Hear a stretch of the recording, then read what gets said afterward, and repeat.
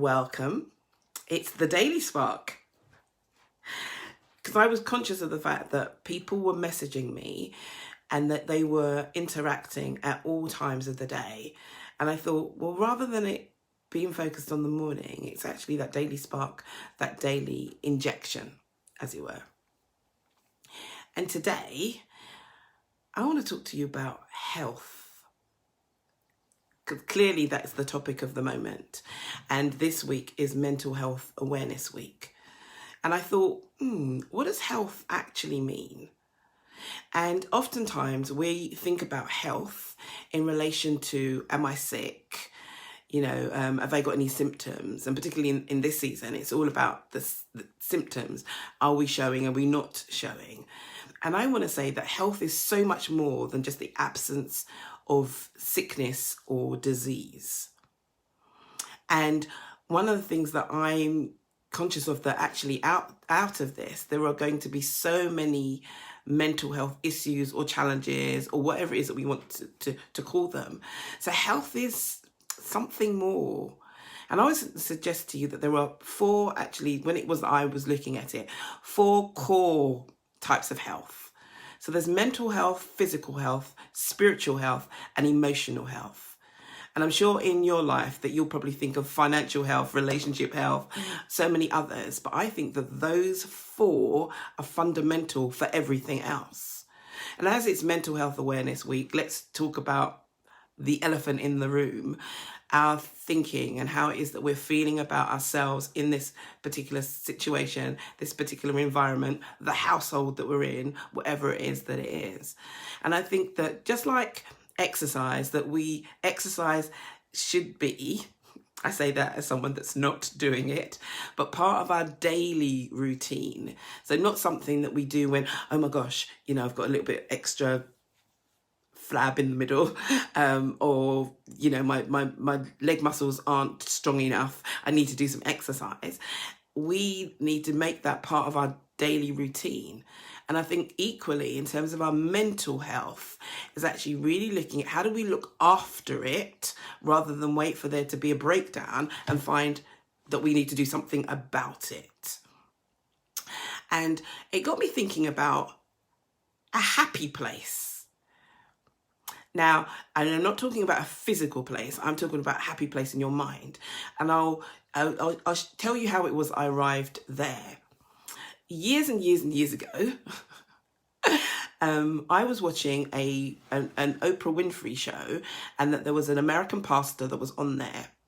And he'd had lots of criticisms about his life and the way in which it was that he did things.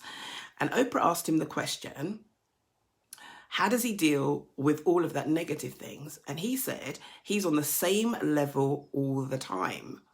And I now remember sitting there thinking, you're a liar. That's not possible because life goes up and down. So how can you be on the same level all the time? Right. Fast forward a few more years, and I went to see the Dalai Lama in the Strand at the Lyceum. And as I was walking there were a group of protesters outside that were protesting against him, saying that he's fake, etc., etc. And I'm sitting in the Lyceum and somebody asks the question, how does he deal with negative people in his life? And he said, they aren't in my world. And I thought, what do you mean? And then I listened more intently because obviously he had to have come in to the Lyceum in the same way that I did. So he would have seen the protesters. So clearly that wasn't what he meant. And he said, in his world, there is peace, there is love, there is joy, there is understanding. And I thought in that moment, oh my gosh, he's got a happy place. And so therefore, that in his thinking was that actually, that my space in my mind, there is always peace, joy, love, and understanding. Now, the reality is that there is stuff that happens in life. And so actually, for somebody to be in that space all the time, it's probably like, really? But it just means that if you create a happy place for yourself, whatever it is that looks like, whatever the components or the ingredients are, then what you are doing is you're defending that place and actually always looking to go back to there. And that actually makes a significant difference in your daily walk through life and through the challenges. And a great example of this was after I had thought this and thought, oh my gosh, Carol, you need a happy place. I was driving locally, and I was driving down a road and there were cars parked on either side. And in front of me, a car had stopped. And then to their right, there was a van coming towards me, and they had stopped also. And behind them, there were some other vehicles. And I thought, oh my gosh, the person in the car probably doesn't know that it's wide enough for them to go through. So I got out, went to the driver who was sitting in the car like this. And I said, oh, are you okay? And the driver said yes. And then I said, oh, well, the space is big enough for you to go through. And so she said, I know, but I told him, and da da da da da da da, expletive after expletive. And I thought, okay. So I've gone to the driver of the van and I've said to him, why didn't you, because there was a little bit that he could actually have reversed into, and he started with, he told her, and this is da da da da da da. And I thought, oh my gosh, this is crazy. So I just said to him, actually, if you just pull back, that we all get to go on with our days, and you've lost nothing and everything's gonna be okay. Right. So he reverses as she drives off. And then as he drives past, he actually mouths to me, thank you. And as I'm walking back to my car, somebody that was watching said, oh my gosh, that was amazing, because the last time something happened like that, somebody came out and smashed the other person's car. And I thought, oh my gosh, they haven't found their happy place. Because I was convinced that she was going to go to work or wherever it was that she was going, and she was going to tell them about her victory. But actually she had won nothing and lost so much. And so it's that whole thing about in your space, when it is that you are in your happy place, you are infectious wherever it is that you go. And actually it just makes it easier for you to navigate the challenges through life.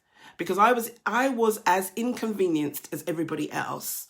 And if I had brought my inconvenience to the mix, who knows what would have happened. And happy, there's so much of times in life that when we talk about happy, we're talking about it in terms of external things. I will be happy when I'm on the beach. I'm going to be happy when it is I'm retired. I'm going to be happy when I have more money. I'm going to be happy when it is I find the man, the woman of my dreams. I'm going to be happy. And I'm saying to you that that kind of happy requires a hap, which is an event, to happen in order for you to be happy. The happiness I'm suggesting is more of about a contentment, so that actually you're content in you, not in the situation or the circumstance or even in people, but actually you're content in you, and you're operating from that place of fullness because you are happily walking through this life. You know, that you are happy that you woke up this morning. And I know I've come into contact with lots of people recently who are not happy that they woke up, because their lives, there's so much challenge, there's so many kind of problems, there's lack, whatever it is how it is that they're defining it, and they're actually not happy that they woke up. I'm saying the fact that we woke up, there is happiness in that, because everything is possible from that place. In fact, it's only from that place that stuff is possible.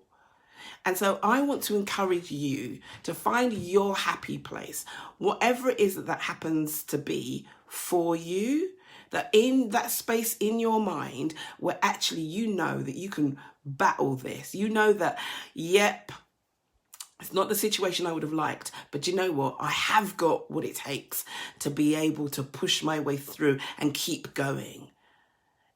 That's what I'm calling the happy place. That place that said, do you know what? I got this. Yes, I can. Yep, there may be tears. There may be sorrow. There may be even anxiety at times, or even fear. But you know what? I've got my happy place, and I'm going there, because there is where it is that my core strength is. There is where it is that the power lies. And there is where it is that I can navigate this.